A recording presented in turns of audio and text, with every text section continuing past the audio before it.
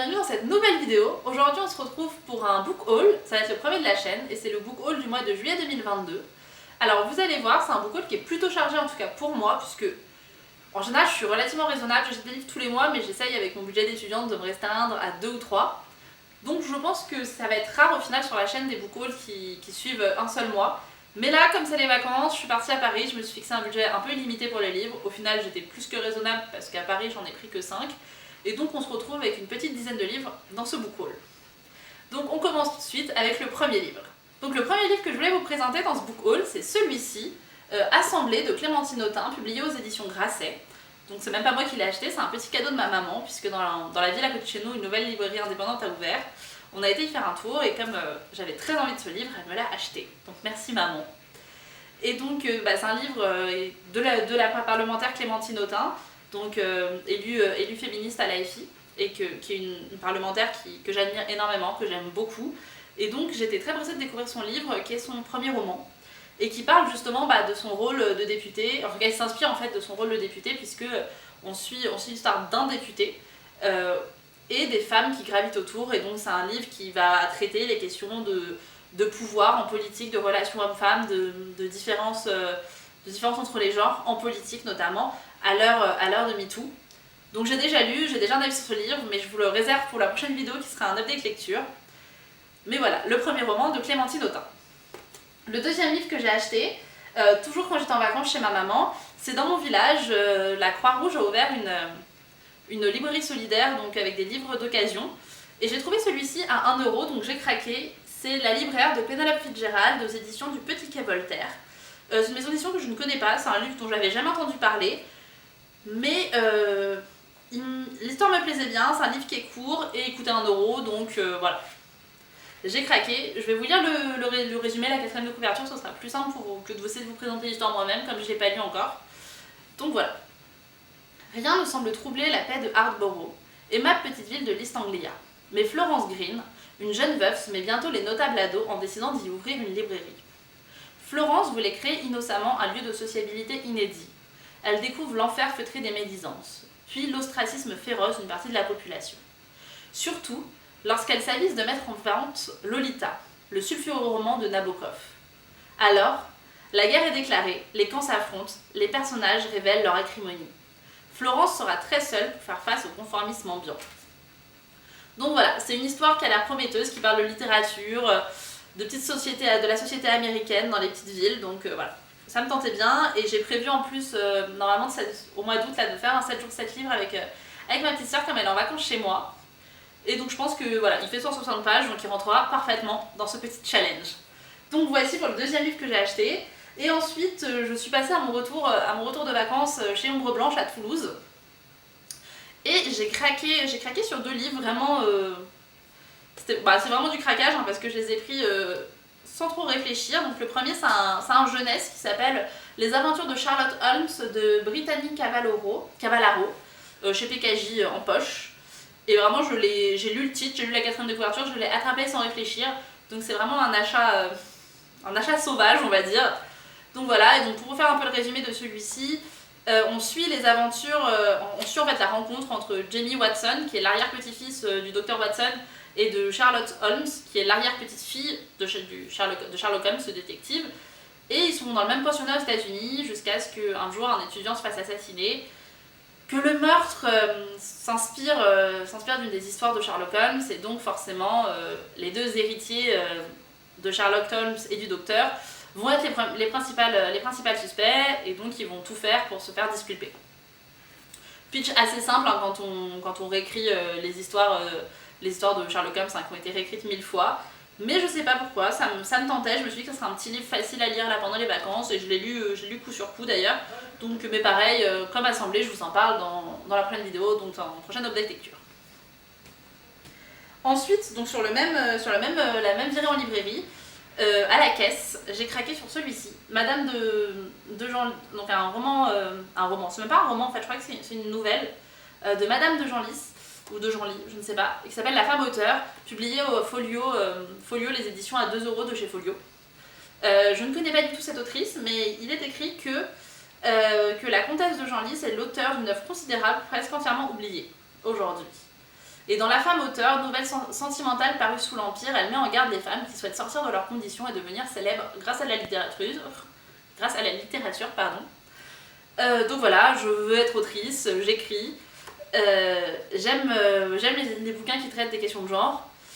Donc je pense que cette petite nouvelle, elle fait 100 pages, même pas, était faite pour moi. Donc on va découvrir l'œuvre de Madame de Genlis, autrice oubliée. Donc ensuite, j'ai enfin reçu le livre dont je vous parlais dans la... je crois que c'est la précédente vidéo, où je vous disais que j'avais participé il y a plusieurs mois à la campagne Kiss Kiss Bang Bang d'un ouvrage. Et le voici, c'est celui-ci, le guide pour un musée féministe, donc qui a été réalisé par l'association Musée. Et voilà, donc je l'ai enfin reçu, je suis ravie, il est magnifique.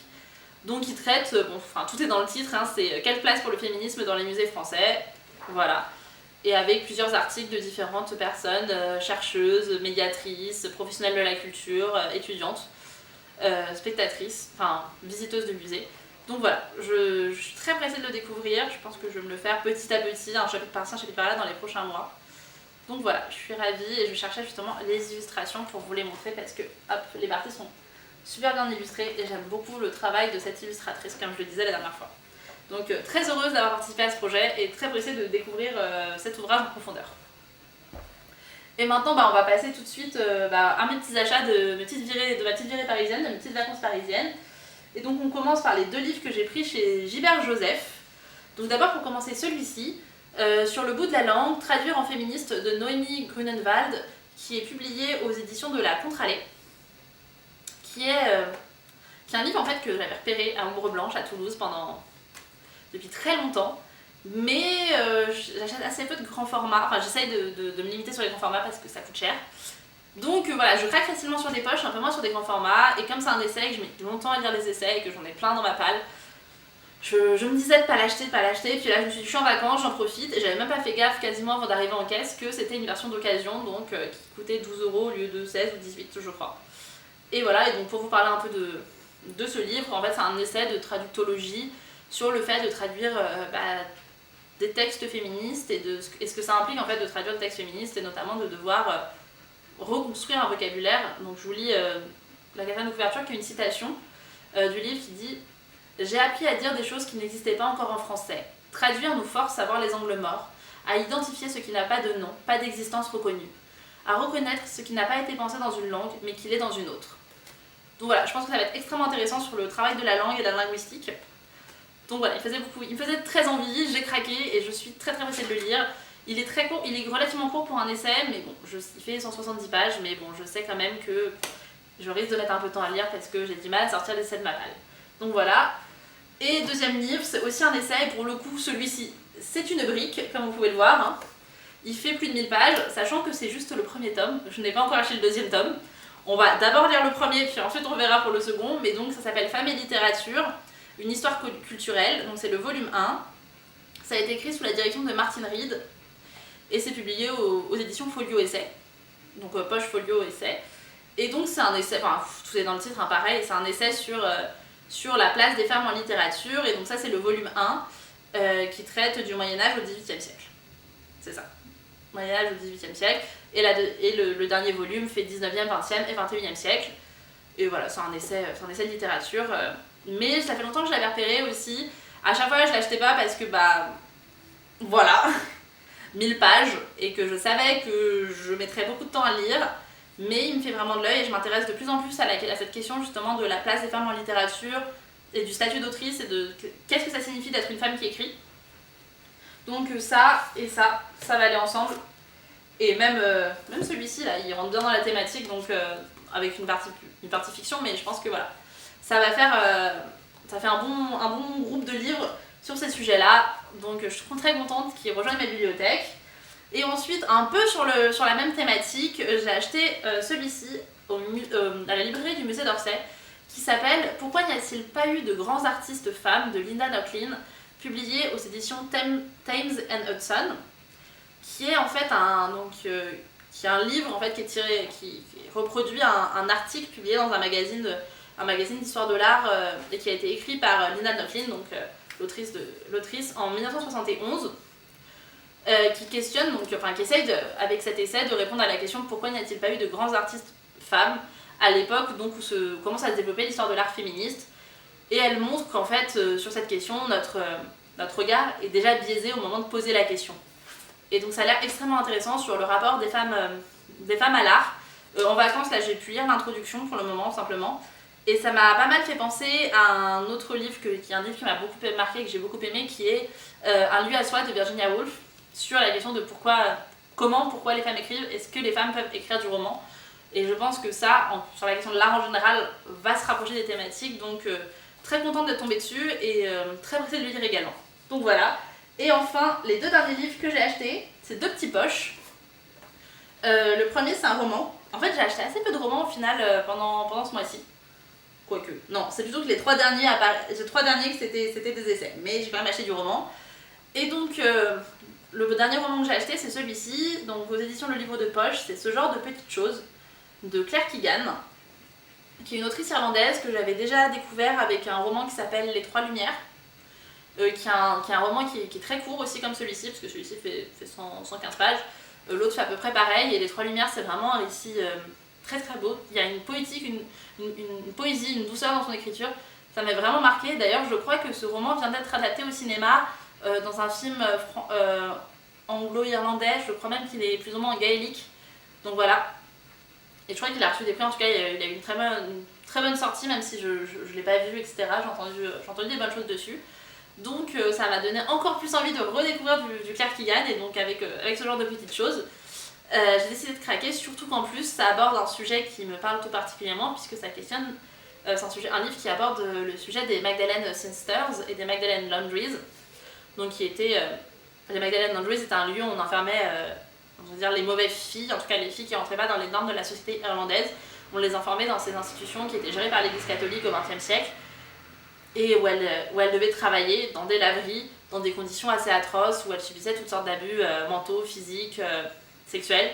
Et voilà, et c'est un sujet qui m'intéresse tout particulièrement, puisque le roman que j'écris actuellement, puisque, voilà, comme je le dis à côté, j'écris un peu beaucoup, hein, je suis en master de création littéraire, mais voilà. Mon roman aborde la question des Magdalene Laundries, donc je suis très contente de pouvoir découvrir un roman qui aborde aussi ce sujet et voir la manière dont c'est traité, parce que je sais que nos histoires se ressemblent pas du tout, mais voilà. Donc très heureuse de pouvoir continuer à découvrir l'écriture de Claire Keegan. Et enfin, donc le dernier livre que j'ai acheté, donc le 10e livre de ce book haul, c'est celui-ci, La collection disparue de Pauline Bert de Pérignon, aux éditions Folio, qui est pas un roman pour le coup, qui est plutôt un témoignage, on va dire plutôt un récit. Et dans ce récit, Pauline, je l'appelle Pauline, raconte l'histoire de son grand-père, donc qui s'appelle Jules Strauss, et qui était au début du XXe siècle un des plus grands collectionneurs d'œuvres d'art français, donc qui habitait Paris, qui avait une collection d'œuvres d'art immense. Sauf que le problème, c'est que Jules Strauss était juif et que pendant la guerre, sa collection a été pillée par les nazis, donc il a été spolié, comme un grand nombre de propriétaires et de galeristes, de collectionneurs d'art juifs. Et finalement, Pauline découvre cette histoire assez tardivement, je crois qu'elle a quasiment la cinquantaine, etc. Elle redécouvre l'histoire de sa arrière-grand-père qu'elle n'a jamais connu, dont elle sait quasiment rien. Elle découvre l'histoire de ses œuvres d'art, et donc elle se lance, et c'est ce qu'elle raconte dans ce récit, elle se lance à la recherche de ces œuvres d'art spoliées pour retrouver ces œuvres d'art disparues, qui pour certaines ont été revendues, rachetées, qui ont même atterri dans des musées européens, sans que ces musées sachent forcément que ces œuvres ont été d'abord volées à des familles juives pendant la guerre. Et elle va tout faire pour que ces œuvres soient restituées à sa famille, et notamment aux petits-enfants encore en vie de Jules Strauss. Parce que, voilà, pour établir une certaine justice, et que ces œuvres retrouvent leur place auprès de leurs propriétaires légitimes. Donc voilà, je l'ai lu également, j'ai lu pendant mes vacances, voilà, j'ai beaucoup aimé, mais je vous en reparle pareil dans la prochaine vidéo, donc dans l'update lecture. Donc voici. Donc on est arrivé à bout de ce book haul avec cette petite amas de livres, il en manque un, il manque le plus gros, mais voilà. Donc là-dessus, en vrai, j'en ai déjà lu plusieurs, donc ça va. J'augmente pas trop ma palle, même si en vrai je compte pas vraiment ma palle. J'aime bien quand même lire les livres que j'achète. Voilà, même si on sait très bien que acheter des livres et lire des livres, c'est 2 passe-temps et 2 occupations très différentes. Donc voilà, en tout cas j'espère que ce book haul vous a plu. Si vous avez déjà lu ces livres ou si vous font envie, n'hésitez pas à me le dire en commentaire, je serais très heureuse de pouvoir échanger avec vous sur ces livres. Et en tout cas, moi je vous dis à très bientôt dans une prochaine vidéo, donc qui sera l'update lecture où je vous présenterai les lectures que j'ai déjà faites parmi ces livres-ci. En attendant, je vous souhaite une très bonne semaine et à bientôt, au revoir!